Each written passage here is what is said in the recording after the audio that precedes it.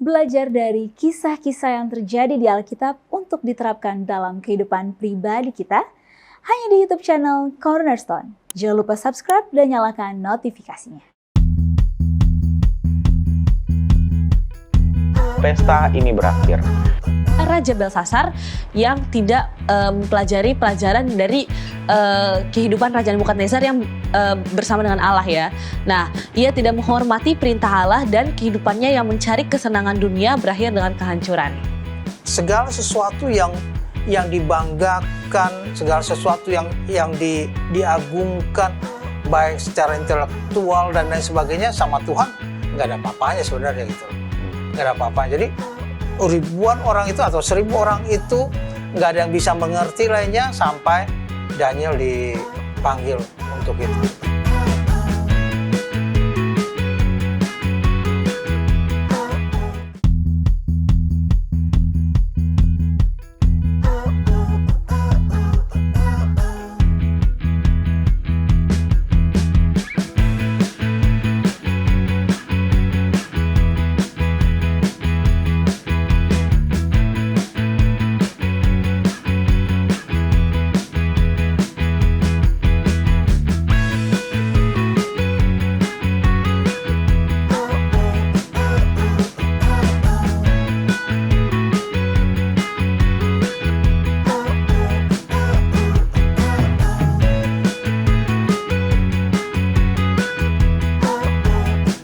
Hai teman-teman Cornerstone, senang sekali kita bisa berjumpa lagi di episode terbaru Cornerstone Connection Hope Channel Indonesia, televisi yang mengubah hidup Anda. Bersama dengan aku, Rahel, dan juga di sini aku bersama dengan Kak Noel. Gimana nih kabarnya teman-teman? Puji Tuhan, baik ya. Senang banget gak sih kita bisa nongkrong di sini nih sambil ngobrolin cerita-cerita Alkitab. Setidaknya sekali seminggu gitu. Nah, kita akan menceritakan lagi nih kisah-kisah yang baru nih. Dan kita udah masuk di kitab Daniel pasal 5. Nah, ada ayat 1 sampai dengan 12. Kira-kira ada cerita apa tuh ya? Jadi gini nih, ceritanya tentang Raja Belsasar yang sedang mengadakan perjamuan yang besar untuk para pembesarnya.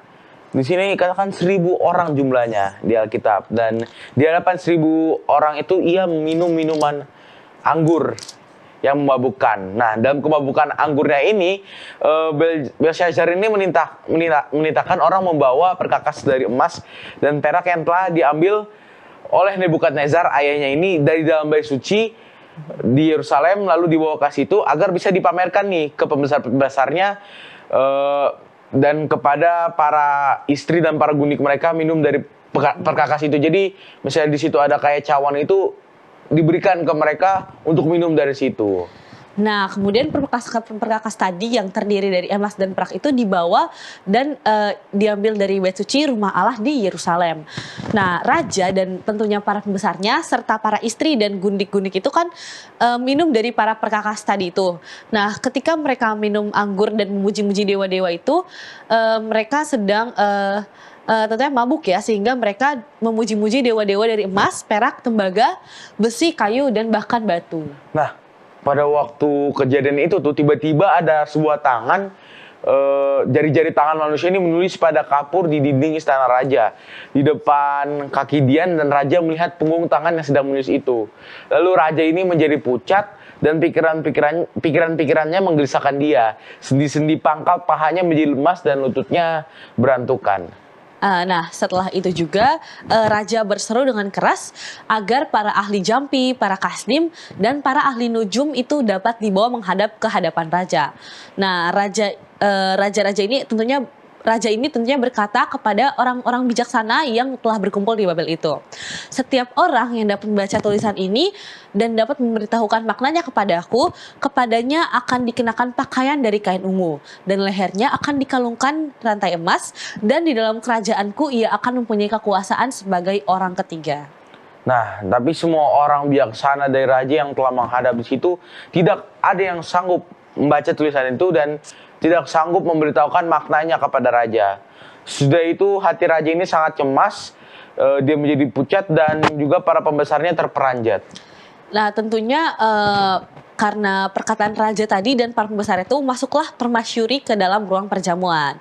Dan permasyuri berkata, "Ya raja, kekalah hidup tuanku, janganlah pikirkan janganlah pikiran-pikiran tuanku menggelisahkan tuanku, dan janganlah menjadi pucat. Sebab dalam kerajaan tuanku ada seorang yang penuh dengan roh para dewa yang kudus. Dalam zaman ayah tuanku ada terdapat pada orang itu kecerahan akal budi dan hikmat yang seperti hikmat para dewa.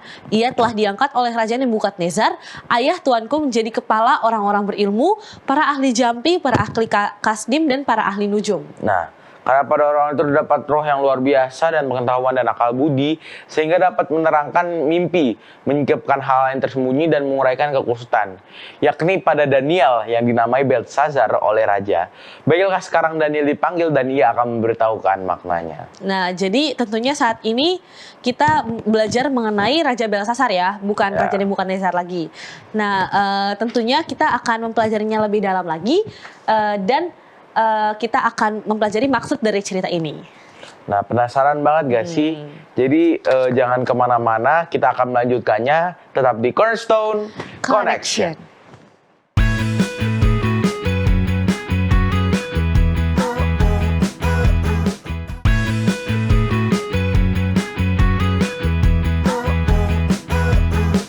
Kembali lagi di Cornerstone Connection.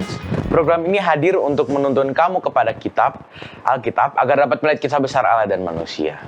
Jika kamu mencari firman Allah yang benar, Cornerstone Connection menyajikan Alkitab dan menantang kamu untuk menghubungkannya dengan kehidupan nyatamu.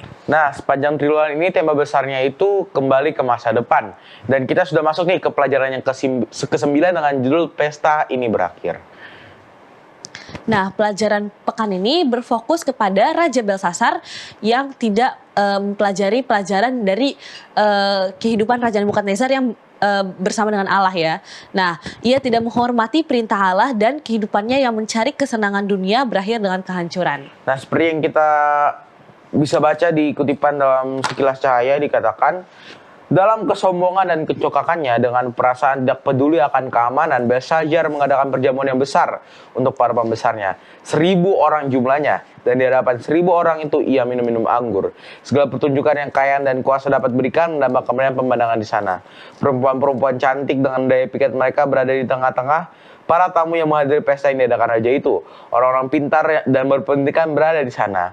Para pembesar dan negarawan minum anggur seperti air dan berfoya-foya di bawah pengaruhnya yang menggilakan. Jadi, Sekilas Cahaya ini mengatakan kepada kita bahwa apa saja aktivitas-aktivitas yang terjadi di pesta besar yang diadakan oleh Raja Belsazar. Gimana ya alkohol itu mengaruhi kemampuan Belsazar untuk membuat keputusan pada malam yang menentukan itu. Nah, tapi ya dari mereka ini kita tentunya bisa mempertanyakan sesuatu nih. Bagaimana kita bisa menolak tekanan untuk menggunakan obat-obatan terlarang dan alkohol. Dan juga bagaimana memilih teman bergaul. Tentunya kita, mungkin karena kita di lingkungan Advent ya, jadi kita masih punya teman-teman yang baik. Tapi bagi orang-orang yang di luar sana mungkin banyak yang yang mungkin sudah terpengaruh nih. Karena sulit ya. Iya, karena ini termasuk bagaimana Belsazar ini karena pengaruh alkohol ini melakukan sebuah tindakan yang dilarang Allah nih. Nah, Daniel 5 ayat 25 sampai 27 bisa kita baca mengatakan di ayat inti kita, maka inilah tulisan yang tertulis itu, mene mene tekel ufarsin, dan inilah makna perkataan itu. Mene, masa pemerintahan Tuanku dihitung oleh Allah dan telah diakhiri. Tekel, Tuanku ditimbang dengan neraca dan dapati terlalu ringan. Nah, di ayat ini tentunya dapat mengingatkan kita bahwa Daniel itu akhirnya menceritakan kepada Raja Belsasar makna dari tulisan yang ada di dinding tadi. Nah, ketika kita dapat melihat bahwa artinya adalah masa pemerintahan Tuanku dihitung oleh Allah dan telah diakhiri. Nah, teman-teman, kalian tahu nggak sih bahwa pada masa Belsazar, Raja Babel melakukan pesta naasnya pada saat bangsa Babel diserang oleh kerajaan Media dan Persia. Raja Darius dan tentara yang kuat telah menghentikan semua kemampuan bangsa Babel untuk mendapatkan makanan dan persediaan lainnya ke dalam dan keluar Babel. Meskipun malapetaka di ambang pintu, Belsazar memilih untuk berpesta ria dan bersenang-senang. Nah, sekarang kita ke apakah pendapatmu nih. Nah, jadi peristiwa perubahan hidup itu kan pastinya terjadi di setiap kehidupan. Nah, jadi kita suruh menjawab dari skala 1 yaitu yang paling sulit dihadapi hingga skala 7 yang tidak masalah kalau dihadapi. Nah, peristiwa-peristiwanya itu adalah ibu dari teman baik kamu meninggal. Lalu kamu menerima surat penolakan dari beberapa sekolah di mana kamu berharap dapat memperoleh pendidikan. Lalu orang tua kamu memutuskan bercerai. Lalu binatang peliharaan kamu mati. Dan orang tua kamu mengambil kendaraan yang kamu gunakan. Beberapa teman sekolah mengalahkan kamu. Dan seorang teman dekat mengkhianati kamu. Nah, yang paling sulit apa nih? Kalau ini sebenarnya kita semua pasti sama lah ya. Pastinya orang tua kamu memutuskan untuk bercerai. Iya, benar. Karena itu pasti bagi kita ya, orang yang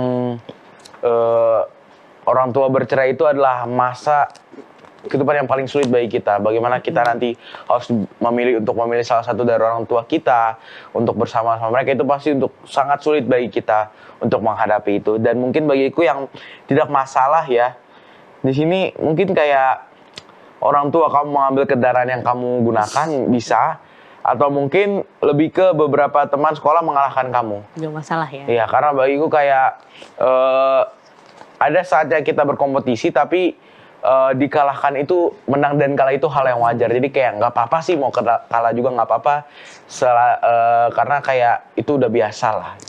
Nah, tapi yang paling sulit dihadapi dan mungkin banyak orang nih, kamu menerima surat penolakan dari beberapa sekolah di mana kamu berharap untuk memperoleh pendidikan. Nah, ini kan mungkin banyak yang terjadi ya, yang ketolak PTN gitu contohnya. Tapi di sini tentunya setiap peristiwa-peristiwa ini tentunya dapat mengubah hidup kita.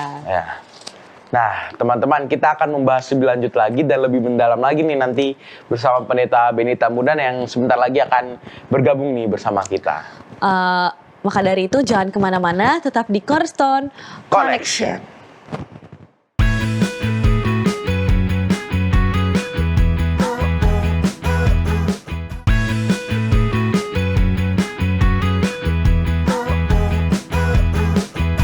Kembali lagi di Cornerstone Connection. Nah, sekarang bersama kita semua ada Pendeta Benny Tambunan. Shalom Pak Pendeta. Shalom. Sehat-sehat ya. Sehat Pendeta. Nah, puji Tuhan kita bisa berkumpul lagi sini, diskusi lagi nih bersama Pak Pendeta. Nah, kita saat ini udah masuk nih ke Daniel pasalnya yang kelima Pendeta. Cerita tentang Raja Belshazzar, di mana judulnya ini dibilang pesta ini berakhir. Pesta apa sih yang sebenarnya diradakan, apa yang dirayakan oleh Belshazzar ini, Pendeta? Iya, kembali Belshazzar ya, ataupun kerajaan Babel pada waktu itu, ya akhirnya lupa lah sejarah ya, udah dinasihatin sebelumnya bahwa akan ada bahaya dan lain sebagainya. Tapi dia kan tetap mengadakan pesta walaupun sudah dikasih tahu ada bahaya, negara Media dan Persia sudah ada bagi mereka. Tapi dia rasa bahwa itu bisa dikalahkan karena ini negara besar, negara kaya, negara yang segala-galanya ada.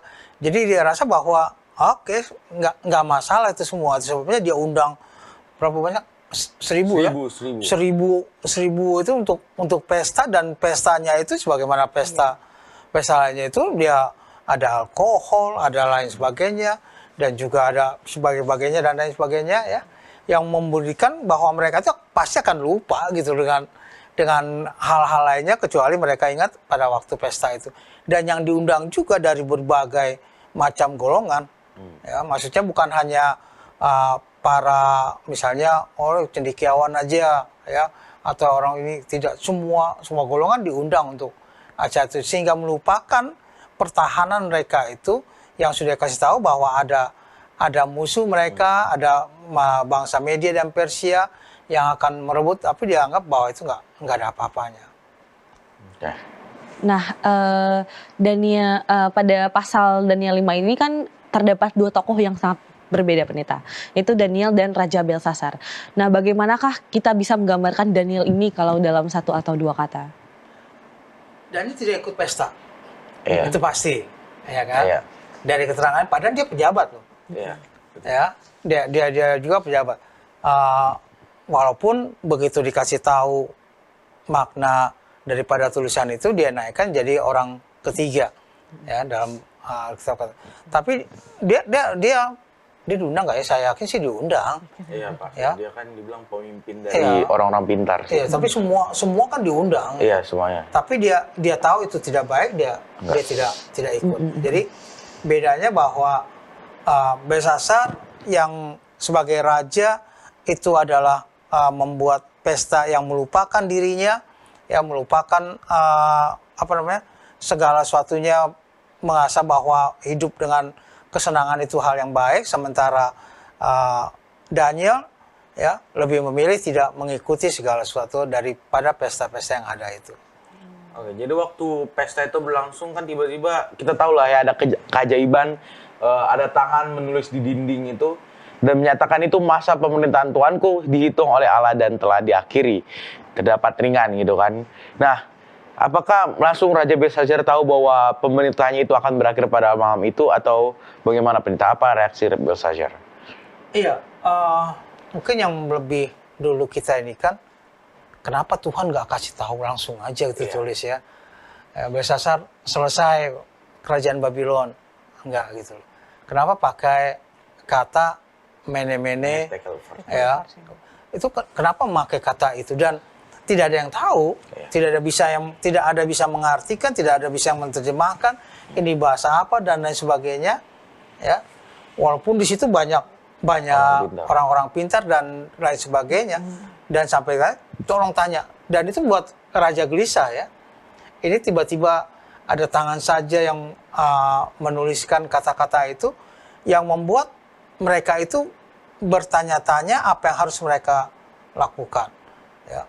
Di satu pihak tentunya ini memberikan pengertian pada kita bahwa Tuhan membuat kata-kata itu untuk memberikan kepada orang-orang pintar yang merasa pintar dan lain sebagainya bahwa kamu itu nggak ada apa-apanya sebenarnya, gitu.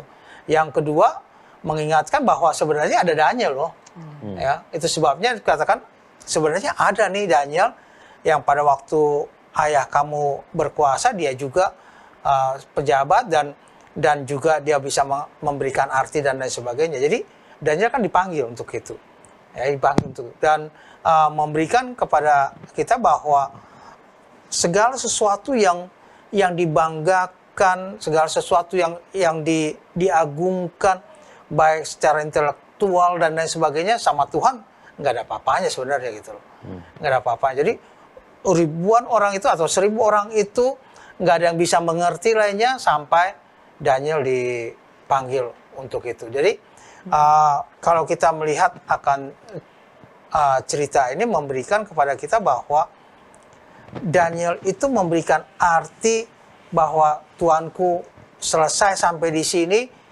maka dia juga mengerti bahwa dia sudah selesai, tapi Daniel tolak yang itu ya, tolak hadiah yang diinikannya ya. Kan kalau ada yang bisa saya akan kasih hadiah dan lain sebagainya, walaupun hanya bagian cerita ini katakan dia diberikan, lainnya ya dia inikan, tapi bagian lainnya dia tolak dan katakan bahwa ya kasih aja sama yang lain lah, kasih sama yang membutuhkan dan lain sebagainya. Dan akhirnya dia habis pada saat itu ya, pada waktu kerajaan Media dan Persia datang. Nah, mungkin pertanyaan selanjutnya ini bukan cuman untuk pendeta dong, namun untuk teman-teman di rumah juga nih. Nah, bagaimana sih cara kita sebagai anak muda itu menolak jika ditawarkan alkohol atau obat-obatan? Karena yang pasti di sini Raja Belsasar ketika dia mengadakan sebuah pesta pastinya ada alkohol dan obat-obatan. Bagaimana sebagai anak muda kita memilih teman bergaul yang memberikan pengaruh positif? Gimana nih? Noel duluan ya. Kalau aku pasti belum pernah lah ya kalau ditawarin lah ya. Karena iya. Kalau ditawarin mau? Nggak. Karena lingkunganku juga tentunya positif dan mungkin ya. Teman-teman bergaul ya. Iya. Pasti temanku pasti ada. Aku tahu, soalnya aku sendiri tahu lah ya, ada lah temanku yang ngerokok atau segala macam, alkohol mungkin juga ada. Tapi kayak aku ini dalam kehidupan gue udah beri prinsip bahwa hal-hal rokok, alkohol, obat-obatan itu ada hal yang jangan pernah disentuh. Mau ditawarin, mau dikatain, mau dijauhin sama teman pun, itu nggak akan pernah aku sentuh karena menurut gitu ya seperti tadi menolaknya mungkin misalnya ditawarin suatu saat nanti ya, coba deh gini-gini, ya pasti akan aku bilang enggak dulu, soalnya itu udah jadi prinsip dalam kehidupanku bahwa hal-hal itu dapat merusak tubuhku yang aku tahu bahwa tubuh ini adalah bait Roh Kudus, jadi harus ku jaga dengan baik. Jadi itu pastinya akan kutolak sih. Tolaknya Tapi tetap berteman kan ya? iya, pastinya tetap berteman. Tapi kalau mereka tiba-tiba menjauh karena aku tolak ya sudah. Karena mungkin ya berarti mereka bukan teman terbaik buat aku, gitu aja sih. Tapi tetap sulit pendeta kalau tetap berteman dengan mereka karena dari gaya hidup kan udah beda ya.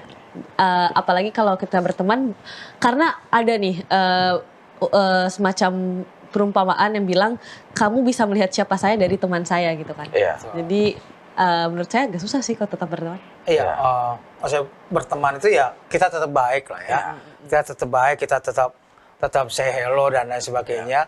Tapi pada waktu saat-saat ya kita tahu begini ya melakukan hal yang tidak baik ya kita harus menolak. Lama-lama mereka juga tahu kok kalau enggak lah dia pasti nggak mau gitu ya. Pasti nggak mau, ngapain ngajak-ngajak lagi, ngapain bujuk-bujuk lagi karena mereka sudah tahu kita pasti akan menolak. Jadi tapi kalau sekali kita coba, sekali kita bilang iya, sekali kita katakan ayo ya walaupun karena mungkin dan sebagainya, ya biasanya itu akan terus. Iya. Ya, jadi jangan coba-coba untuk katakan iya nggak apa-apa lah aku coba dulu ya. Jangan coba-coba untuk itu. Karena sekali jatuh pasti akan terus akan ketagihan untuk melakukan hal yang demikian. Nah kalau kita baca dari Daniel 5 ayat 13-17 itu dijelaskan bagaimana peran Daniel itu sangat penting ya. Dia menafsirkan tulisan itu, dia jelaskan juga artinya. Nah kita tahu bahwa raja ini memberikan sebuah janji, memberikan hadiah. Tapi kenapa sih, yang aku pengen tanya itu kenapa Daniel nggak mau menerima hadiah itu? Iya, kenapa ini kayaknya di bagian lain daripada hamba tulis menuliskan bahwa dia berpikir bahwa ini kan zaman kemasan tapi udah mau habis-habisnya, rakyatnya sudah mulai ini kan. Lebih baik kasih yang itu satu, dikasih pada.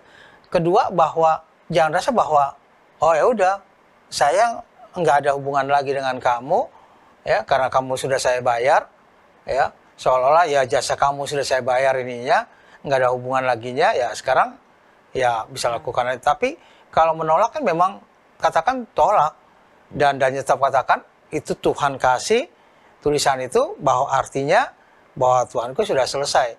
Jadi gambaran yang ingin diberikan oleh Daniel bahwa hadiah itu bukan yang utama. Iya. Bukan yang utama. Oh, karena dapat hadiah udah saya maulah gitu ya. Tidak demikian. Jadi Daniel itu melakukannya untuk memberikan peringatan kepada raja pada saat itu dan juga pelajaran bagi kita semua pada saat ini bahwa hadiah apapun sebenarnya yang diberikan itu tidak akan membuat suatu hal yang justru akan membuat sesuatu jarak yang lebih banyak ya, suatu bahwa ya sudah selesai, kamu sudah saya bayar, ya nggak ada lagi hubungan apa-apa begitu. Nah, mungkin di sini diskusi kita udah mau berakhir ya. Mungkin Pak Pendeta bisa memberikan 1-2 kesimpulan untuk teman-teman di rumah sekaligus mendoakan kami yang berada di sini. Baik, kepada semua orang-orang muda dimanapun pada saat ini berada, pelajaran sekolah sahabat kita, pesta ini berakhir, diambil dari Daniel pasal yang ke-5. Ini adalah masa-masa akhir daripada kerajaan Babylon. Kalau kita ingat di dalam pasal 2, patung digambarkan kepala itu dari emas, ya, akhir daripada kejayaan daripada Babylon, dan itu dilakukan oleh Belsasar yang memberikan kepada kita bahwa sebenarnya nggak ada lah ya keyakinan kita bahwa kita ini akan terus-menerus berada dalam keadaan apapun, yang menghiraukan peringatan yang sudah diberikan bahwa ada musuh, ada lawan yang akan masuk, tapi masih tetap pesta dan lain sebagainya.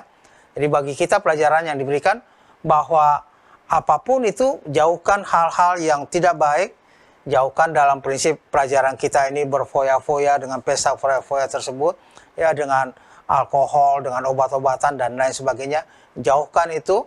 Dan kemudian di lain pihak bahwa ada masanya segala sesuatu itu. Segala sesuatunya itu ada masanya. Mari kita berserah kepada Tuhan, mari kita serahkan hidup kita kepada Tuhan.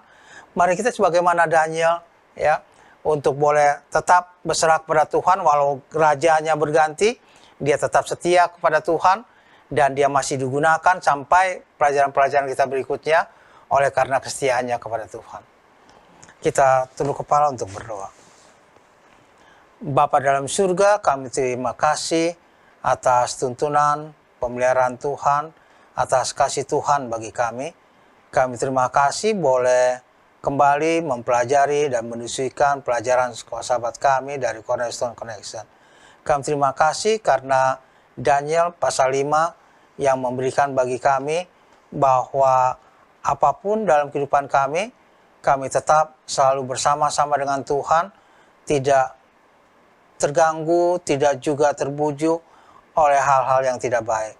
Kami terima kasih karena Tuhan mengingatkan bagi kami pada saat ini. Tuhan kiranya memberkati semua orang-orang muda dimanapun mereka berada, dalam segala aspek kehidupan mereka. Tuhan memberkati dan melindungi serta menjagai. Yang sakit Tuhan berikan kesembuhan, yang dalam kesulitan dan kesusahan mereka berseru kepada Tuhan pada saat ini.